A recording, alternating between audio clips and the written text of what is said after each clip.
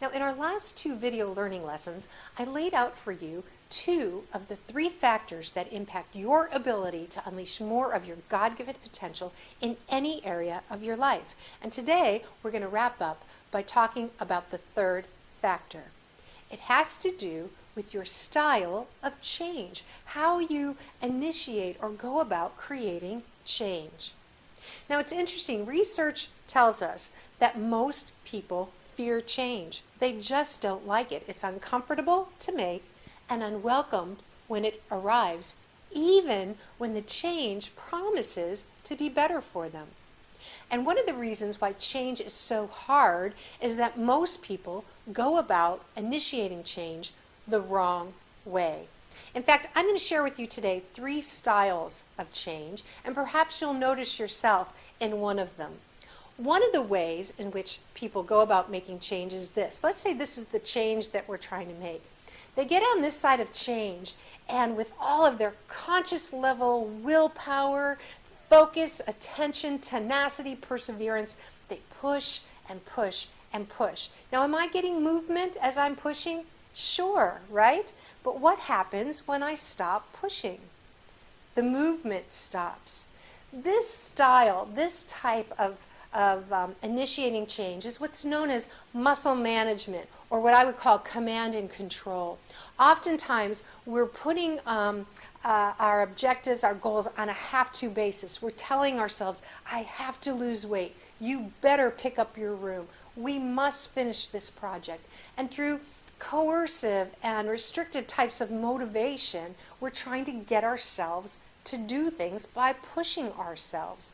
And you can get a level of change. The problem is it's not sustainable long term, because the minute you stop pushing, you always go back to the person you know yourself to be.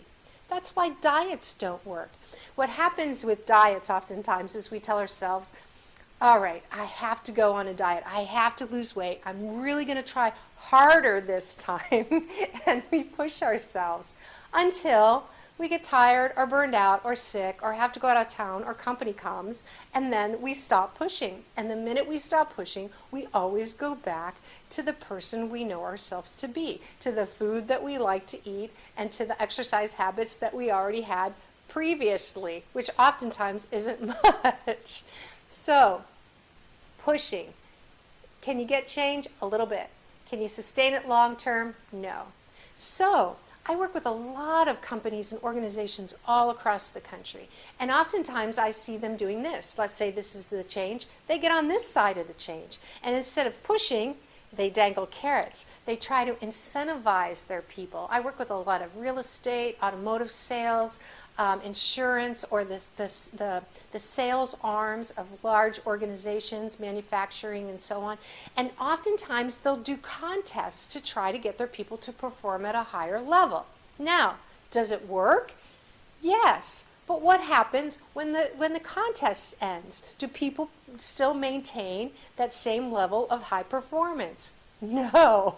They always go back to the people they know themselves to be. Sometimes those of us parent that way. We bribe our kids into good behavior, or getting their homework done, or cleaning up their room. And when you bribe them, can you get them to do it? Sure, if they like the bribe. I know it works for my son. But what happens when they've received that thing that they wanted? Do they maintain and sustain that high level of performance? No. We always go back to the person we know ourselves to be. These two styles of change, either pushing or trying to dangle carrots with incentives, they're external means of motivating people.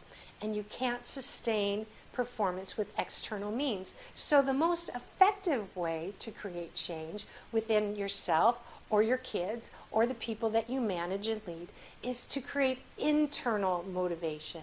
Internal motivation. Now, in the weeks to come, in the months to come, I'm going to lay out for you a sequential steps for how to create that internal motivation and drive so that change just comes quickly and naturally. And you'll see that what will happen is, as you, to the extent that you use this information, it will propel you deep into your destiny so that you can live the life that God created for you.